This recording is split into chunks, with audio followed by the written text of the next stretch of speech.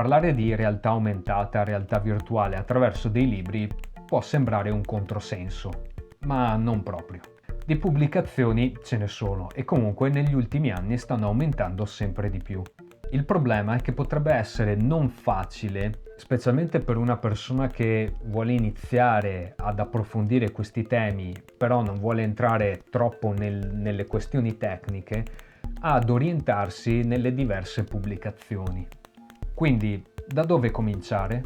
Il problema dei libri sulla tecnologia è che purtroppo invecchiano molto presto. Le tecnologie cambiano, magari non di tanto, però cambiano.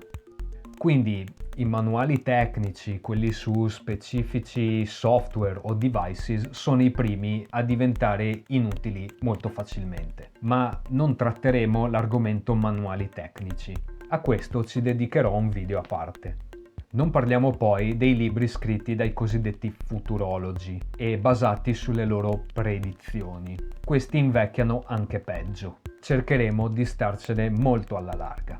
Ora comunque nell'ambito dei libri su realtà virtuale e realtà aumentata non è che ci sia poi da fare così tanti distinguo, dato che specialmente in lingua italiana non è che ci siano così tante pubblicazioni su questi temi. In questo video vi consiglio quindi 3 libri che secondo me sono utili per iniziare ad approcciare argomenti e tecnologie come quelli della realtà virtuale e della realtà aumentata. Il criterio che ho utilizzato per scegliere questi 3 libri è basato su: primo, il fatto di essere libri, diciamo, dal taglio divulgativo e introduttivo. Secondo, che siano recenti. Terzo, che bene o male siano di facile reperibilità. Partiamo dal primo libro che ho scelto, dal titolo Niente sarà come prima.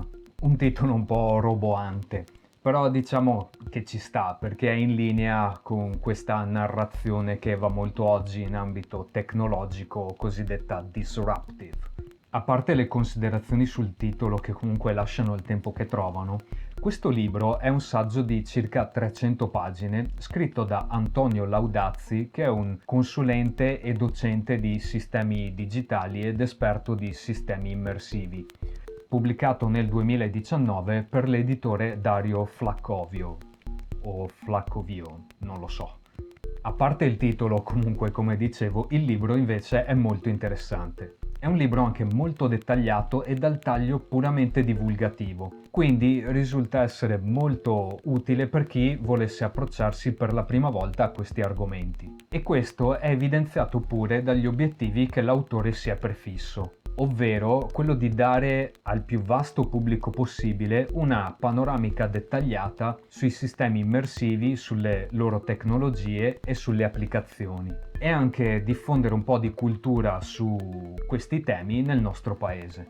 Il libro tocca vari aspetti, dalla storia delle tecnologie immersive ai rapporti della realtà virtuale con discipline come la psicologia, fino ad un capitolo intitolato "Sì, ma con questa cosa si fanno i soldi oppure no?", che è un capitolo molto interessante relativo ai problemi e alle possibilità che si incontrano oggi nell'introdurre questo tipo di tecnologie nel mercato e nelle imprese italiane. Il libro include anche una serie di interviste a diversi esperti di particolari settori relativi all'ambito della realtà virtuale e realtà aumentata, che permettono di ampliare il punto di vista sull'argomento e permettono all'autore di toccare diversi temi.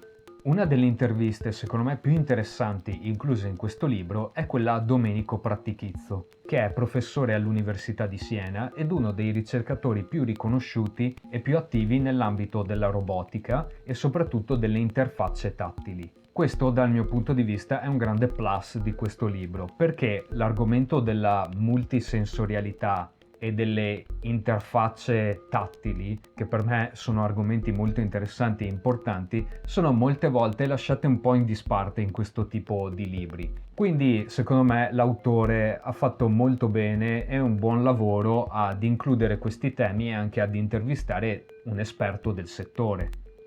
A mio avviso, Niente sarà come prima di Antonio Laudazzi è un ottimo libro per iniziare anche da zero ad approcciare questi temi e a capirne un po' di più. anche per riconoscere non solo le possibilità, ma anche le limitazioni relative alle tecnologie e alle applicazioni di realtà virtuale e realtà aumentata. Il secondo libro di cui voglio parlarvi è invece un libro in lingua inglese. Il titolo è Convergence: How the World Will Be Painted by Data, pubblicato nel 2019. Questo libro, Convergence appunto, è uno dei testi divulgativi secondo me più interessanti che si possano trovare oggi. A differenza di altri testi come quello di cui vi ho parlato prima, che trattano gli argomenti in maniera più, generale, questo libro invece si concentra sulle applicazioni e sulle tecnologie di realtà aumentata. L'autore di questo libro, Charlie Fink, è noto per essere un opinionista di Forbes, che si occupa e si interessa da anni di tecnologie immersive. Il libro, giusto per non farci mancare nulla sull'argomento, è accompagnato da una app di realtà aumentata. Questa app permette di avere una narrazione complementare a quella del libro e ad accedere ad alcuni contenuti extra tridimensionali. Anche se secondo me questa è la cosa meno interessante del libro. La cosa interessante invece è che fin dalle prime pagine l'autore metta le carte in tavola.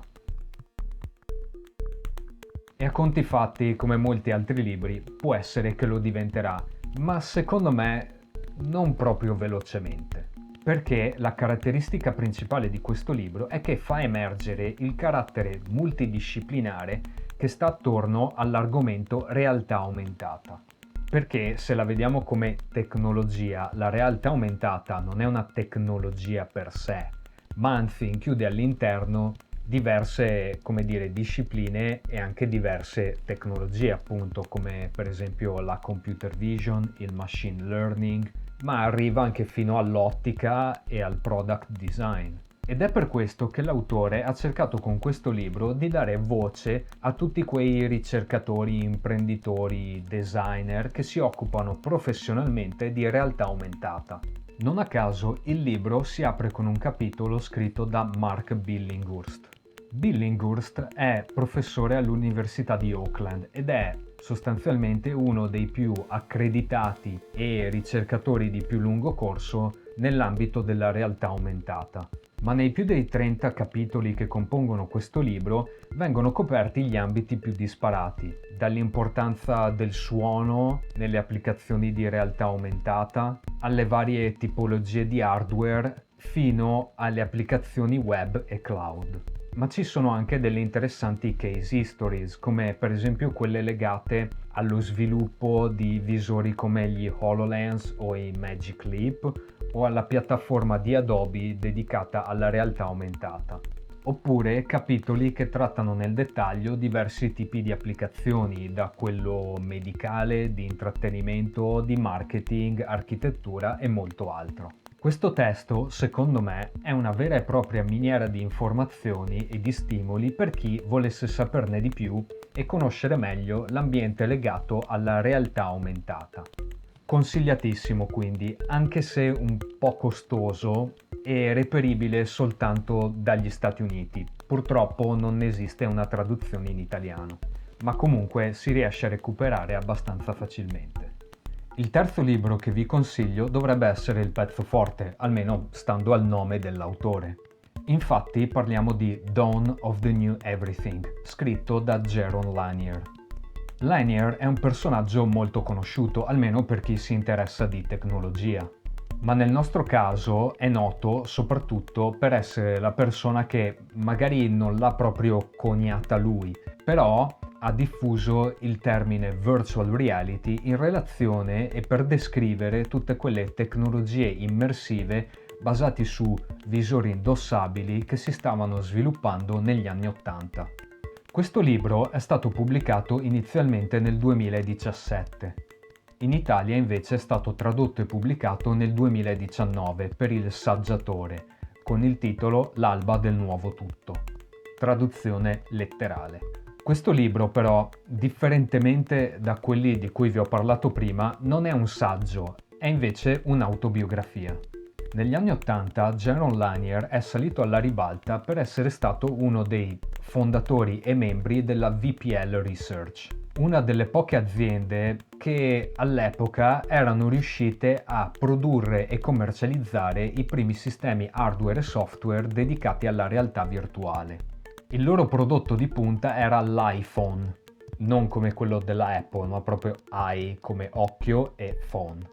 Uno dei primi visori stereoscopici con head tracking incorporato, o il Data Glove, uno dei primi input devices per realtà virtuale che permetteva di tracciare la posizione e il movimento delle mani e delle dita, e quindi permetteva di interagire fisicamente con oggetti presenti in una realtà virtuale.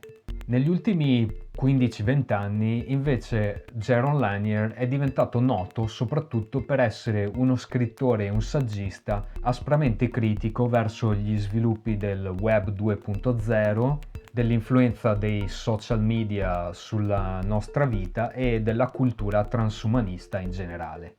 Ma Jaron Lanier è un personaggio abbastanza interessante, con molte sfaccettature.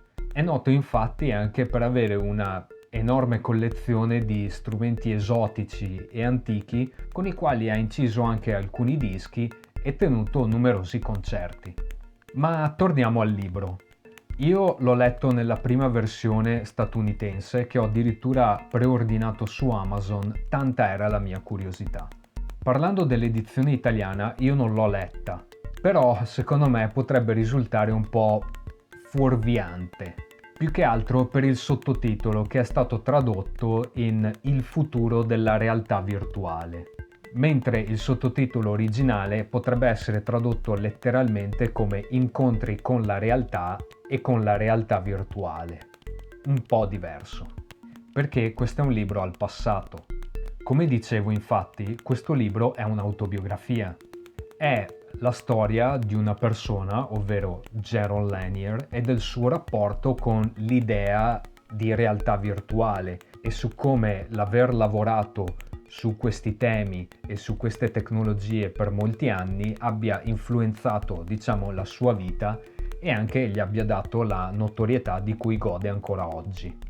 Da questo libro comunque non bisogna aspettarsi, come dire, una storia generale della realtà virtuale, ma invece una serie di testimonianze da parte di chi ha vissuto da protagonista un periodo pionieristico nella storia appunto della realtà virtuale e che, al netto di alcune piccole autocelebrazioni, non cerca solo di narrarne la cosiddetta epopea, ma anche a darne dei giudizi critici.